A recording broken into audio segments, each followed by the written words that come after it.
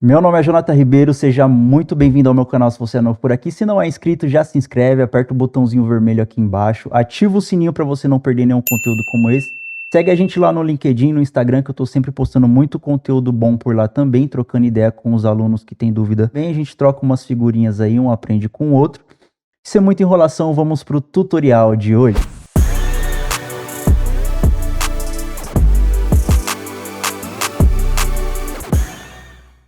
Bom, como vocês podem ver, nós vamos falar hoje sobre simulação de peças plásticas. A simulação de peças plásticas, ela é importantíssima tanto no desenvolvimento do produto, no projeto do produto, quanto no projeto do molde, seja de injeção, sopro, termoformagem, etc, etc. A simulação em si, ela te ajuda a prevenir diversos problemas, diversas falhas no processo de construção ali da peça, no tryout final da peça. Meu nome é Jonathan Ribeiro, como muitos de vocês acredito que já conhecem o meu trabalho, me acompanham por aqui.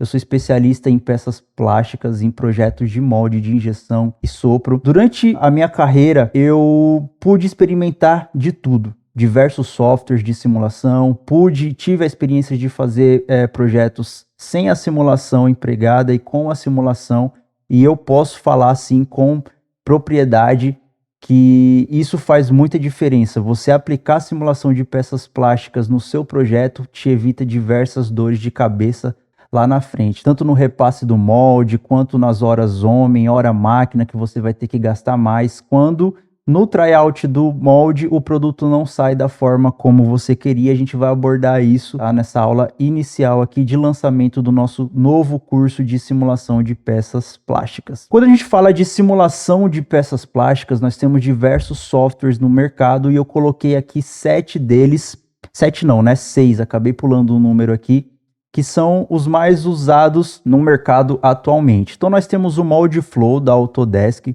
Ele é muito utilizado para desenvolvimento de molde de injeção termoplástico. Hoje ele está em primeiro lugar, ele bate ali tete a tete com SolidWorks Plastics. Porém, nós temos vantagens e desvantagens para os dois, tá? Ele está em primeiro lugar por conta de acessibilidade. Então ele é mais barato, é mais fácil de você ter ele aí, a licença dele. Principalmente se você está começando, ele é muito mais em conta, você consegue usar esse software aí sem desembolsar uma bagatela de dinheiro aí, se comparado com o SolidWorks Plastics, tá?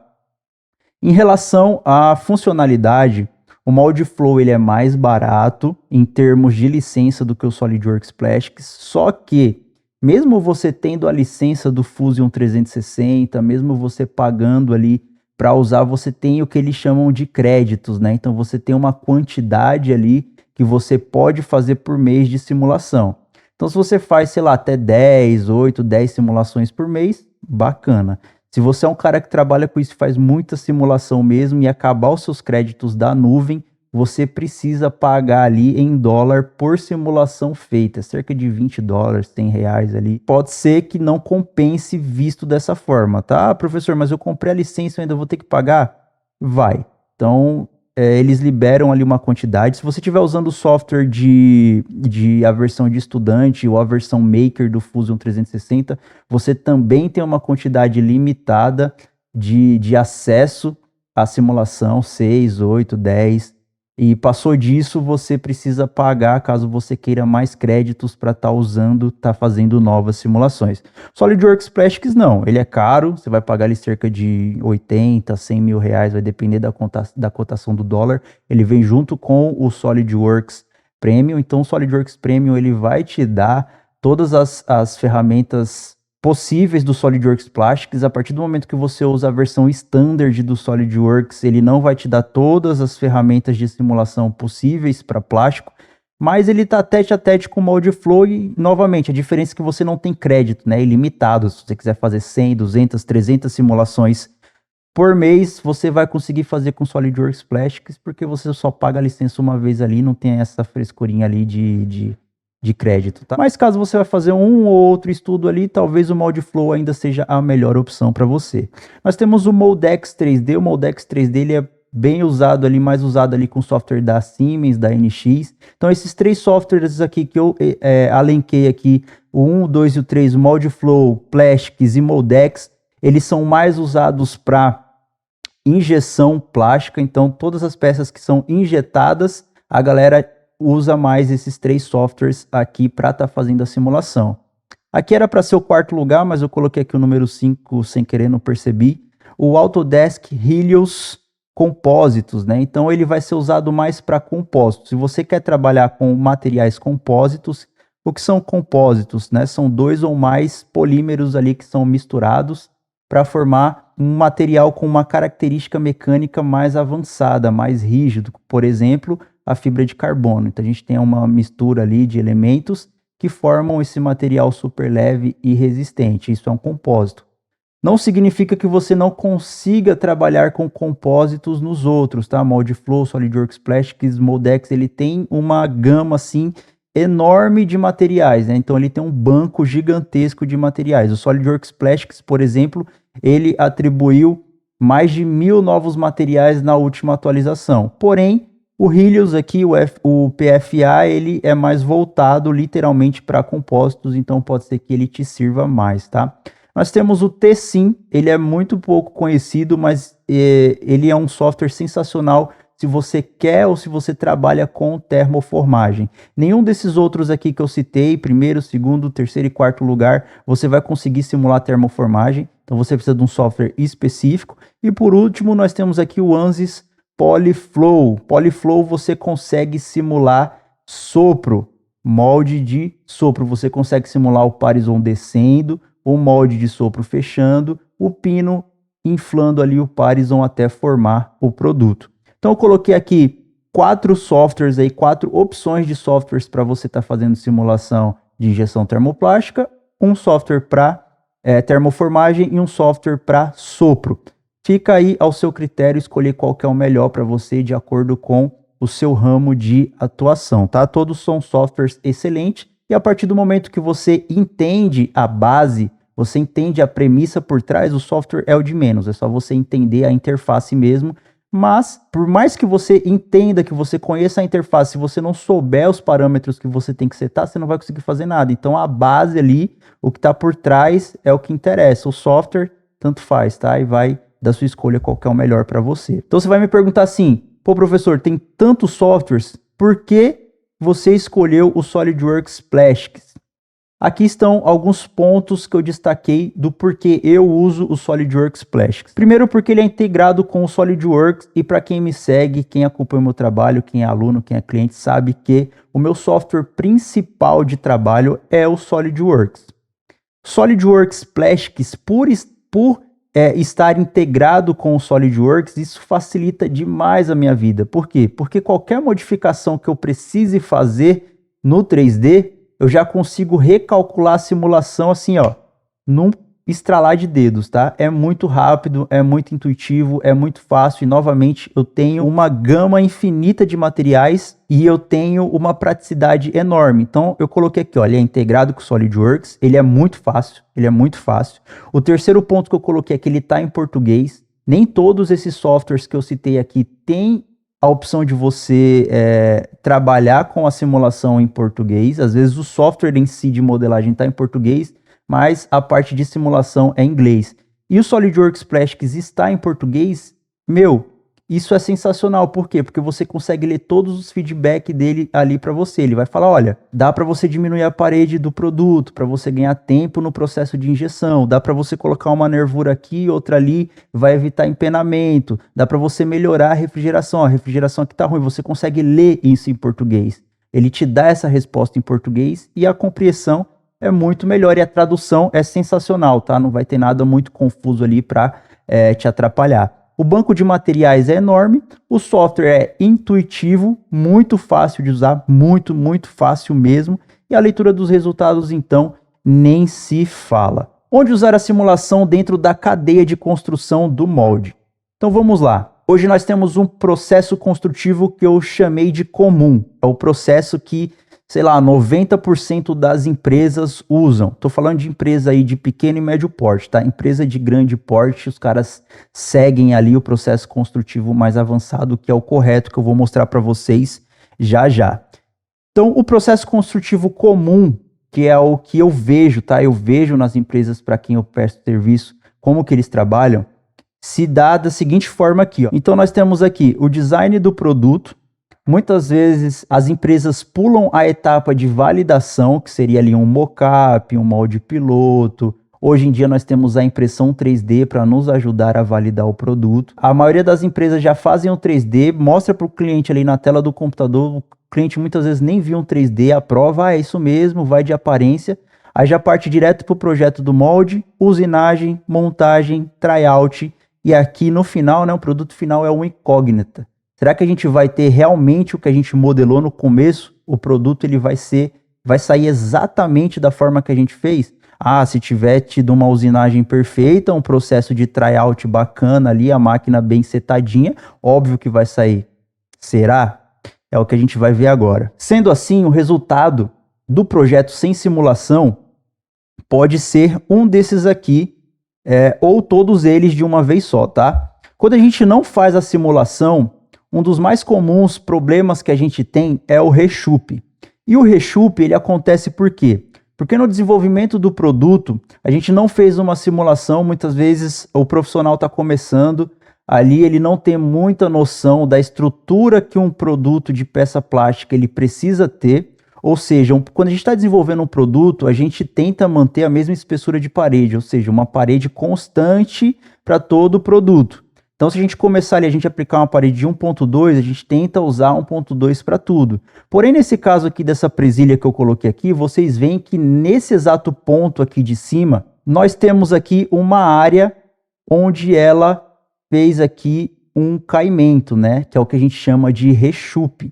Ela fez aqui essa descidinha, essa ondinha aqui para dentro. Por quê? Porque essa área nós temos um acúmulo de material devido à junção dessas duas paredes com a soma desses raios aqui, desses fillets. Então nós temos uma área de massa aqui, ó, no centro, que é maior do que a espessura da parede do produto aqui embaixo e aqui em cima. Então, por exemplo, se aqui tem 1 milímetro, aqui embaixo tem 1, essa área aqui vai ter, sei lá, 1,8, 1,2, tá? Somando aqui na diagonal 3 milímetros, 4 milímetros e assim sucessivamente.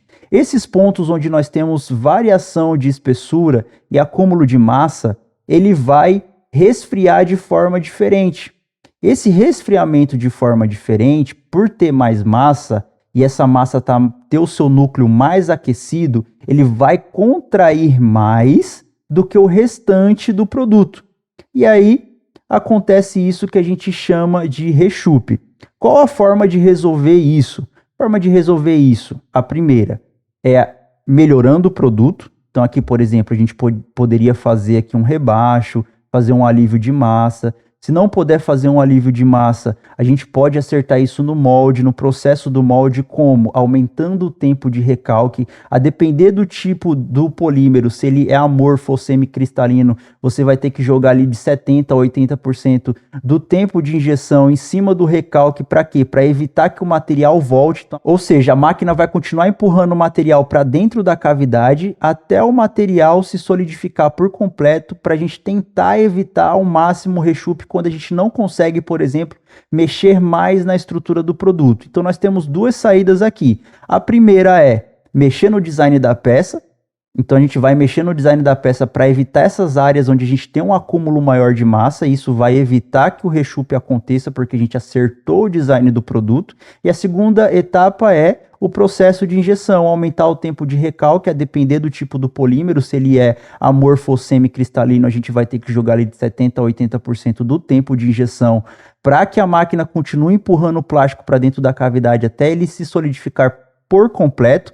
Aí a gente evita que o material volte para dentro do canal de injeção, fazendo com que aconteça aqui essa variação aqui na estrutura, né? Essa marca aqui, que novamente é o que a gente chama de reshoot. Outro problema que a gente tem quando a gente não faz a simulação plástica é justamente a queima. E a queima, ela acontece por quê? Ela acontece porque a gente não prevê no molde. Aqui a gente já está falando de molde, não é produto, tá? Isso aqui é um problema do molde. Então nós temos a simulação em duas etapas. A simulação no desenvolvimento do produto, que seria, por exemplo, o caso do reshoot, que a gente conseguiria consertar com o design do produto. E a queima, ela já não pode ser mais resolvida no produto, ela tem que ser resolvida no projeto do molde. Isso acontece porque dois corpos eles não podem ocupar o mesmo espaço.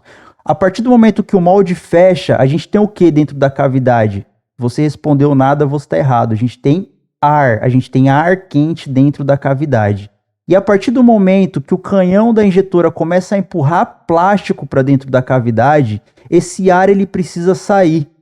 Se esse ar ele não tem para onde sair, ele vai se comprimindo num único ponto. Então imagina que o plástico provavelmente ele está vindo aqui de baixo, ele vai subindo as paredes aqui do produto, ele vai preenchendo essa face aqui de cima, o ar quente vai se acumulando, se acumulando, se acumulando e chega num ponto aqui que ele superaquece as moléculas do plástico e gera essa queima. Então na simulação plástica, no processo de desenvolvimento do molde, a gente consegue prever os possíveis pontos de bolsão de ar a depender do local onde a gente coloca o ponto de injeção. Então, como que nós poderíamos resolver isso aqui no molde? Mudando o ponto de injeção, por exemplo, colocando o ponto de injeção aqui em cima, a gente não vai ter um bolsão de ar quente nessa região, então o plástico ele vai entrar aqui por cima, ele vai escorrer aqui para baixo, a gente poderia colocar saídas de gás aqui nessa região inferior. Professor, mas eu não posso colocar o ponto de injeção aqui, porque aqui é uma peça de acabamento, é uma face de acabamento, não pode ter marca de injeção. Então você põe por dentro, ou você faz um ponto de injeção submarino, ou se não tiver como mesmo você mudar o ponto de injeção, dentro do pino extrator, que vai estar aqui por dentro dessa peça, a gente consegue colocar a saidinha de gás no pino de extração. Então o gás, o ar quente que vai estar acumulado aqui, ele consegue sair pelo pino de extrator aqui, evitando essa queima. A simulação vai ajudar a gente nisso. A gente não vai ter, através da simulação, frustração com rechupe, nem com queima, porque a simulação plástica vai ajudar a gente aí. Questão de empenamento. Questão de empenamento a gente pode resolver tanto no design do produto, porém, é mais fácil a gente resolver no processo de construção do molde, tá? E como que a gente resolve empenamento? A gente vai fazer a simulação, a gente vai identificar onde o produto vai empenar e a gente vai melhorar a refrigeração do molde nesses pontos. Então, sempre que a gente fala de empenamento, a refrigeração é a maior causa deles, tá? Então, uma refrigeração falha, uma refrigeração fraca vai fazer com que o produto, a depender do design do produto, tá? Produtos geralmente mais longos, assim, e de onde você colocou o ponto de injeção nele ali, pode ser que ele empene nas extremidades. Melhorou a refrigeração nesses pontos, o material ele vai solidificar da forma correta, no tempo correto também, e a gente não vai ter esse problema de empenamento. A simulação plástica ajuda a gente a identificar esses pontos aí e corrigi-los, tá? Então aqui nós temos o preenchimento incompleto da peça. Então eu coloquei aqui dois exemplos aqui bem legais para estar abordando aqui com vocês. E nesse caso aqui o problema está onde? No produto, no projeto ou no operador da máquina, né?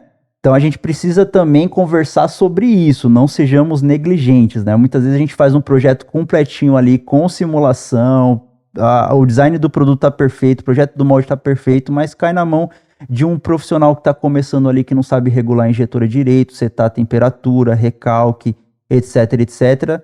O produto ele não vai encher da mesma forma. Então nem tudo é culpa do projeto, do desenvolvimento do produto, quanto do projeto do molde, tá? Às vezes o problema tá também na operação ali da máquina, nos presets da injetora, tá? O preenchimento incompleto aqui, ele vai se dar principalmente pela temperatura do plástico. Então, muitas vezes a gente está trabalhando com um plástico ali, onde o fabricante fala para a gente, por exemplo, o ABS, a temperatura mínima de fusão do ABS é 220, 230, a temperatura máxima 280.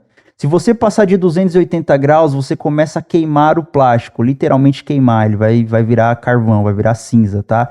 E se você deixar numa temperatura menor que 220 ou 230, o plástico nem derrete. Então, se você não esquentar muito o material, se você não souber jogar um meio termo ali, sei lá, na casa dos 250, 255 graus, que seria um meio termo, você muitas vezes não tem um plástico líquido o suficiente, tá? A densidade ele está muito denso, está muito grosso, Juntando com a refrigeração eficiente do molde, esse plástico ele vai solidificar muito rápido, não vai dar tempo de ele preencher aqui a cavidade. Então, por mais que você aumente a pressão de injeção, se você não setar a temperatura da forma correta, a máquina está socando pressão de injeção, porém o plástico, teoricamente, entre aspas, ainda está duro, né? Ele não está 100% líquido na temperatura certa. A simulação plástica, ela dá para nós a indicação de temperatura ideal para preenchimento da cavidade. Então a gente vai setar ali, a gente vai começar setando o material, é ABS, beleza. Então eu vou começar ali com 230, 235, 240 graus, para eu ver se o material vai encher com essa configuração. Se não encher, a gente consegue pedir para ele calcular automaticamente, com base no material, qual seria a temperatura ideal para preencher a cavidade. E a gente consegue gerar um formulário que vai ajudar muito o operador da máquina a trabalhar com aquele material. Você consegue já entregar para o operador ali e falar, olha, aqui devido à simulação que a gente fez, a temperatura ideal para esse material desse fornecedor é 255 graus, tá? Então você vai setar 255 graus, tempo de injeção ali 2,5 segundos, tempo de recalque 6 segundos, a peça vai sair perfeita. Maravilha! A simulação ela vai ajudar a gente muito nisso em diversos outros processos, inclusive outros profissionais também. Aqui nós temos também um outro problema muito comum, que é a rebarba. E a rebarba ela acontece por quê? A gente junta aqui uma temperatura de material setada errada na máquina, então, por exemplo, temperatura baixa. Temperatura baixa, o operador que não tem tanta experiência, ele vai socar a pressão de injeção. A pressão de injeção ela vai forçar o material mais do que devia para dentro do molde. Às vezes a máquina não é uma máquina que tem uma capacidade em toneladas de fechamento tão grande. E aí o que vai acontecer? O molde ele vai ceder devido à pressão altíssima de injeção e vai formar a rebarba. Outra possibilidade de rebarba é o desbalanceamento do ponto de injeção. Então, a partir do momento que você não seta o ponto de injeção da forma correta, você não coloca a disposição das cavidades da forma correta também, o que acontece ali? O que ocasiona? Se você não posicionar corretamente o ponto de injeção, o canal de injeção feito da forma correta também, balanceadinho ali, o material ele vai entrar em todas as cavidades num único sentido e a gente gera o que a gente chama de desbalanceamento ali na força de fechamento da máquina. O material ele está entrando todo errado dentro da cavidade, ele está forçando mais um lado, uma extremidade do molde do que a outra, e isso pode ocasionar, além da rebarba, eu já vi, tá? E não é difícil de acontecer, a quebra da coluna da máquina. Então o molde, literalmente, ele está assim, ó. A pressão de injeção desbalanceada vai ceder o molde ou aqui embaixo ou aqui em cima. A partir do momento que o operador vai aumentar a pressão de injeção para encher a cavidade, o molde ele pode fazer ou isso, ou ele pode fazer assim, que vai gerar o mesmo problema, quebrando aí as colunas da máquina. Esse é um problemaço. A partir do momento que só dá uma rebarbinha leve, beleza, você consegue consertar ali mudando o ponto de injeção. Muitas vezes você vai ter que encher ali ao canal de injeção de solda ou comprar um postiço novo e refazer o balanceamento do canal de injeção, mas se quebrar as colunas da máquina, meu amigo, se você não for o dono da empresa, você vai tomar chumbo, viu? E o último problema que eu tenho aqui, que eu deixei bem destacado aqui, é a linha de solda. A linha de solda ela pode ser perigosa ou não. Como a gente sabe se a linha de solda ela é perigosa ou não? Vai depender do que é a peça e para que é a peça, né? Qual a função da peça? A peça ela tem uma função mecânica, ela vai ter um desgaste mecânico ali e a peça não pode quebrar de jeito nenhum em determinado ponto? Sim. Se sim, você não pode ter uma linha de solda ali, né? Aqui tá em inglês o weld line. Então, por exemplo, se aqui nós tivéssemos aqui um atrito mecânico e essa peça ela não pode quebrar ou ter trinca nessa região, isso aqui seria um problema. Como corrigir isso? Mudando o ponto de injeção ou fazendo alguns canais aqui, alguns poços frios para que o fluxo do material consiga andar para algum lado aqui, fazendo com que aqui a direção das moléculas do plástico consiga fazer uma curvinha, né, eliminando essa linha de solda. Porém, o mais comum e o mais correto a se fazer é mudar o local do ponto de injeção. Mudou o local do ponto de injeção, a gente já consegue eliminar aqui essa linha de solda. Outra coisa, é peça de acabamento. Se for uma peça de acabamento, a gente não pode ter linha de emenda. Professor, o que é uma peça de acabamento? Vou mostrar para vocês. Esse mouse aqui, ó. Você imagina que eu tivesse uma linha de emenda bem na face aqui, ó, central do produto aqui. Aí você paga caro no produto, ele chega para você com aquela marcona de linha de solda no meio, cheio de rebarba. Você vai falar o quê? Poxa vida, paguei caro por um produto porcaria. Então muitas vezes a gente está falando de marcas premium, de produtos premium, produtos de primeira linha, né? Produtos originais. Você está trabalhando ali um produto de terceira linha, segunda linha, uma marca bem chulé mesmo, que te contratou ali, quis pagar R$100 no seu trampo, parcelado em 3 vezes ainda. Muitas vezes o cara não tá nem ligando para isso, não tá ligando para qualidade, né? Ele quer só vender, botar o dedo no bolso e já era. Então você tem que conversar muito com o cliente em relação a isso. É uma peça de acabamento? Sim, então não pode ter linha de emenda aparente. É uma peça de acabamento? Não. Então, tanto faz se tem uma linha de solda aparente ou não, tá? É uma peça que tem uma resistência mecânica nessa área? Sim. Então, não pode ter. A gente tem que mudar o ponto de injeção. É uma peça que, além de não ser uma peça de acabamento, é uma peça que não tem atrito mecânico nenhum aqui? Não, então não tem problema, tá? Muitas vezes isso aqui é um potinho que vai ficar em cima da mesa de alguém com um cartãozinho de visita. Então, não tem problema, tá? Vai ficar aí, é só pro cara dar de brinde ali, sei lá, num evento, tanto faz, entendeu? Então, você conversando com o cliente, você consegue identificar esses pontos aqui, e você consegue definir se você pode ou não ter uma linha de solda em determinados lugares, e a simulação ela vai nos ajudar nisso também. Nós temos aqui então, depois que a gente viu todos esses possíveis problemas, o processo comum ele vai gerar o quê, né? Foi o que a gente acabou de falar aqui. Nós temos o produto ele não passa nem muitas vezes por um protótipo, aí vai para o projeto do molde, usinagem, montagem, tryout, produto final aqui, vai gerar esse monte de problema aqui para a gente, e aí vai acontecer o quê? Ele vai ter que voltar para o projeto do molde, então, saiu, vou ter que tirar o molde da máquina de novo, vai ter que voltar aqui para o projeto, no projeto a gente vai ter que identificar qual foi o problema que apresentou, foi queima, então a gente vai ter que identificar onde está o ponto de queima, fazer saída de gás, etc, etc. É empenamento, a gente vai ter que identificar o ponto de empenamento, melhorar no projeto do molde a refrigeração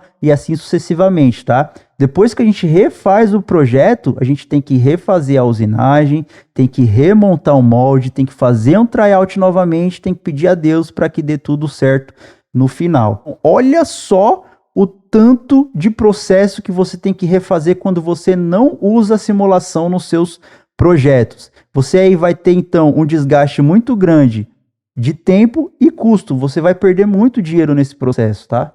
Ah, mas eu sou só funcionário, não tô nem aí, não sou o dono da empresa. Então você tá pensando muito errado, cara. Você não vai prosperar na sua vida assim. Então faça o certo que as coisas boas vêm na sua vida. Tá? Sendo isso, qual que é o método correto então, professor? O método correto, que é o método que eu uso, é esse aqui. Vamos lá. A gente começa aqui com o design do produto.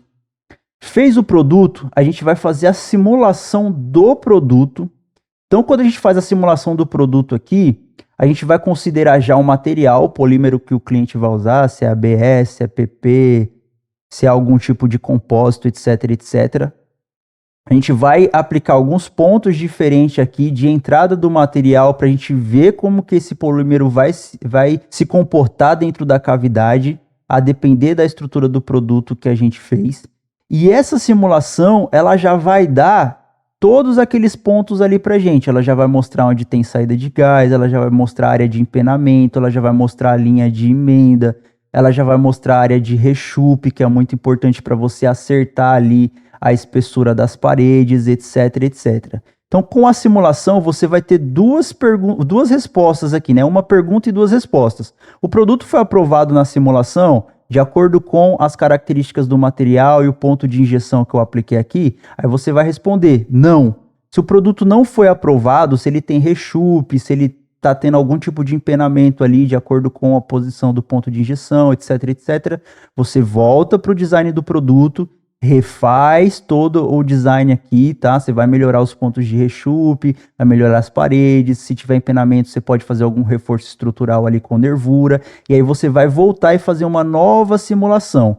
Com essa nova simulação, você vai ter aqui uma nova resposta. Com as modificações que você fez, e agora? Está aprovado ou não? Se não, você volta e modifica novamente. Se sim, você vai para a próxima etapa, que é o projeto do molde. Quando a gente chega no projeto do molde, mesmo que o produto esteja redondinho, o certo é fazer uma nova simulação. Para quê? Porque agora a gente está trabalhando no molde. Então a gente já consertou possíveis pontos de empenamento e rechupe. Agora a gente precisa identificar, por exemplo, saída de gás. Então a gente vai identificar a saída de gás, vai colocar ali a saída de gás nos pontos certos. A gente já sabe os pontos de empenamento onde a gente tem que melhorar a refrigeração naqueles pontos, já no molde. Então a simulação já vai ajudar a gente a evitar outros problemas. Aqui a gente já evitou problema de rechupe, melhorando o design do produto. Já resolveu uma boa porcentagem do problema de empenamento, porque o empenamento não está só a solução não está só em reforço estrutural, mas também na refrigeração do molde. E aí sim a gente pode partir para a usinagem. Partiu para a usinagem com essas duas etapas redondinha. Se você tem uma usinagem ali com profissionais e maquinários de excelência, a chance ali de dar erro é mínima. Depois montagem do molde, tryout, o produto final, como vocês podem ver, eu coloquei aqui a mesma imagem do design do produto. Por quê? Porque nós vamos ter ali praticamente 99,9% de sucesso no nosso projeto. Eu falo isso com propriedade porque eu sempre usei esse método aqui e raramente a gente tem algum repasse ali, a não ser que seja algum erro de usinagem mesmo, ou você vacilou na contração, não sei, ou o cliente falou que ia usar um material virgem e no final pediu um material todo reciclado e aí a contração é diferente, enfim, diversos outros problemas que não vêm ao caso aqui. Então, no mais, é isso, turma. Espero ter passado para vocês aqui nessa introdução à nossa Masterclass.